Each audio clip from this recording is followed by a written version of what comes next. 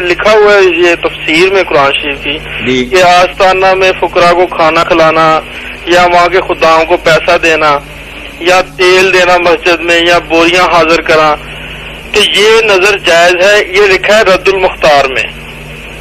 ایک تو آپ نے رد المختار جو خے سے پڑھانا، یہ میرے بھائی غلطی ہے، جو اچھے بڑے لوگ بھی کرتے ہیں، یہ ہے سے ہے، ہے۔ اچھا یہ ہے سے، جو پہلے ہے نا الدر المختار، وہ خے سے ہے، یہ رد المختار یہ حیرت سے ہے، حیرت اس سے نکلانا، تو رد المختار یہ رد المختار ہے۔ ہاں محتار اصل لفظ یہ۔ اچھا دوسری بات جو ہے نا کہ انہوں نے لکھا، انہوں نے لوگوں کی نیک نیتی سمجھی، حسن ظن کیا، ہم بھی حسن ظن سے کام لیتے کہ اگر تو صرف یہ ہے کہ فلاں مسجد کے درویشوں کو میں کھلاؤں گا تو کوئی بات نہیں، مگر اگر اس کے ارادے میں آئے، وہ پہلے ہی لکھا انہوں نے اسی میں شامی میں کہ اگر یہ ہے کہ یہ صاحب قبر جو ہے یہ ہمیں نفع نقصان دیتا ہے، اس لیے اس کی قبر پر دینا ہے، درویشوں کو دینا ہے کہ یہ خوش ہو جائے، ہماری مشکلیں حل کرے، تو پھر تو وہ بھی کیرک ہو گیا۔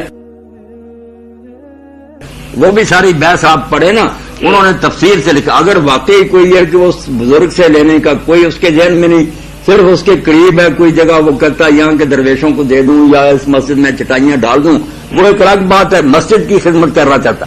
اگر بزرگ ہے درمیان میں اور ذہن میں ہے کہ بزرگ بھی میری مشکل کشائی میں کچھ دخل رکھتا ہے، اس کی مہربانی سے میری مشکلیں حل ہوں گی، تو یہ تو وہ کہتے ہیں کہ اس نے جب سمجھا کہ میت تصرف کرتا اور ہمیں مدد دیتا ہے تو یہ حرام ہے۔ یہ خود مولانا احمد یار خان رحمۃ اللہ علیہ نے بھی جال حق میں لکھا کہ اگر تقرب غیر اللہ کی نیت ہو جائے، اب اس میں جھگڑا کہ تقرب کی نیت جو ہے اس کی، یعنی وہ تو خود ہی جانتا، اگر واقعی اس لیے ہے کہ میں اس بزرگ کو راضی کر کے اپنے کام نکلوانا چاہتا ہوں جیسے اللہ کی نیاز دیتے ہیں، پھر تو اس کی مسجد میں بھی اگر دیا نا، تو شامی رحمۃ اللہ نے تو اپنے زمانے کے لوگوں کی بات کی نا، ہم جو دیکھتے ہیں کہ یہ مسجد کا تو بہانہ ہی اصل میں تو اس بزرگ سے